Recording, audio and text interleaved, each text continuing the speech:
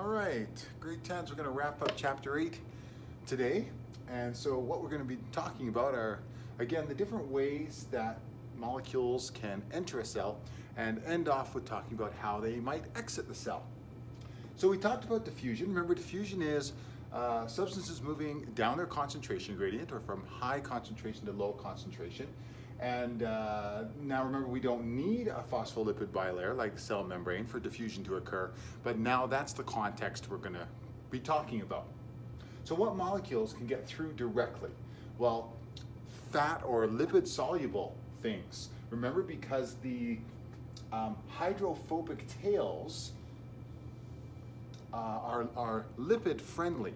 So lipid molecules, non-polar molecules, and small molecules, right? So lipids, there they go.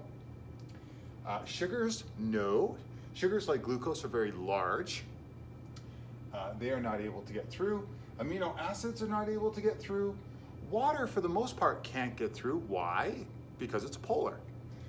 A little bit can make it through, but mostly water is going to need help getting through the lipid bilayer. Salts, which want to go the other way, are blocked. Ammonia is blocked. So what molecules can't get through directly? Polar molecules like water, ions, salts, ammonia, large molecules. So how do they get in? Well, we have to talk about those channel proteins. So the membrane becomes semi-permeable with the protein channels. So remember, we've got those proteins embedded in the cell membrane, and they are going to form a channel that allows these other molecules to get through. And quite often, they're very specific. So sugar, like glucose, is allowed to go through a channel protein. Amino acids, water. By the way, those proteins are called aquaporins.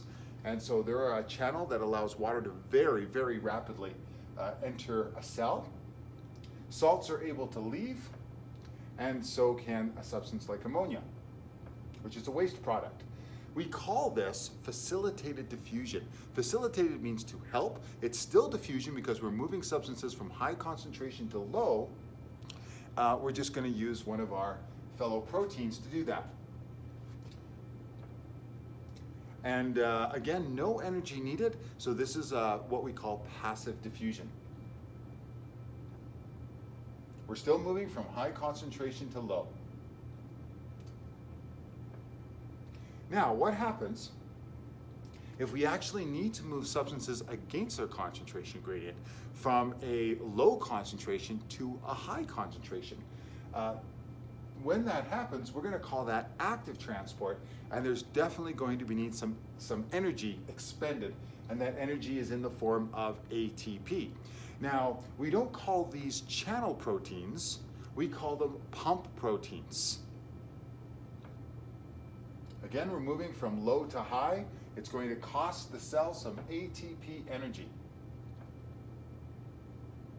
Often that energy, a pump protein often needs to almost change its shape to allow substances to transfer.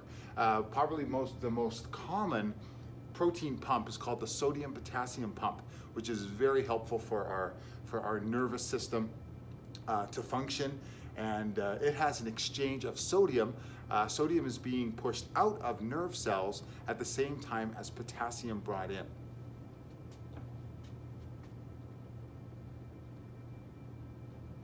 So here we have a bit of a summary. We have two forms of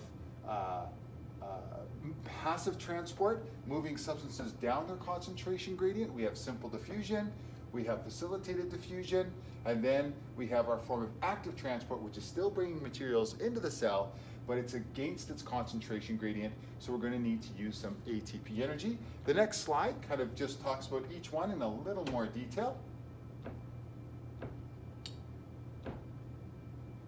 Right? Non-polar hydrophobic molecules can simply diffuse through the membrane. Osmosis, remember, is part of simple diffusion. Facilitated transport requires the help of those channel proteins This is for those hydrophilic molecules that don't get along with lipids, or perhaps they're polar, perhaps they're large. And then lastly, our active transport. Protein pumps, use of energy, moving substances from low to high concentration.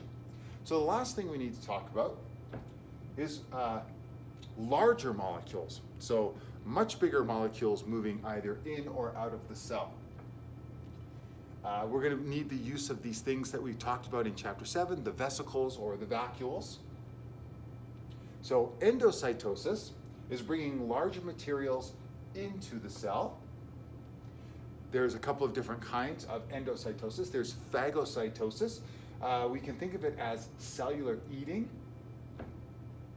Penocytosis, cellular drinking. And then exocytosis, which is essentially really the reverse of this process. So let's take a closer look at endocytosis, at each one of these. So looking at phagocytosis, so this is when actually the cell membrane is going to give a little cytoplasmic hug, really.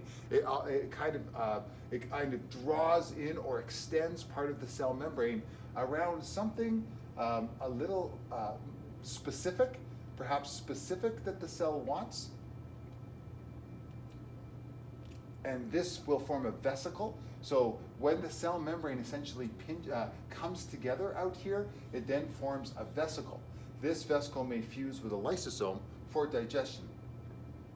In penocytosis, this is very non-specific because we're really simply drawing in some fluid that's extracellular, outside the cell.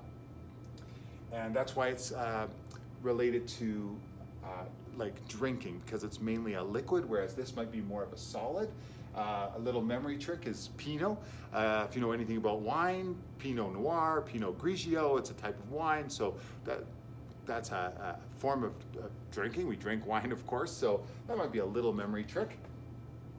And last one, which we haven't talked about yet, another form of endocytosis is called receptor-mediated endocytosis, which is always fun to say at the dinner table when you're asked, hey, what did you learn today? I learned receptor-mediated endocytosis. It sounds very impressive.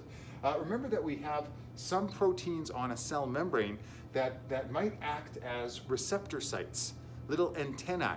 And when the right molecule, due to its shape, hits those receptors, I can kind of think of it a little bit more like a Venus flytrap, right? The fly hits those little hairs, and that triggers the Venus flytrap to close. It's a little like that. These are like our little hairs, and when the right molecule fits on the protein, it sort of triggers the cell membrane to collapse. It's almost like quicksand.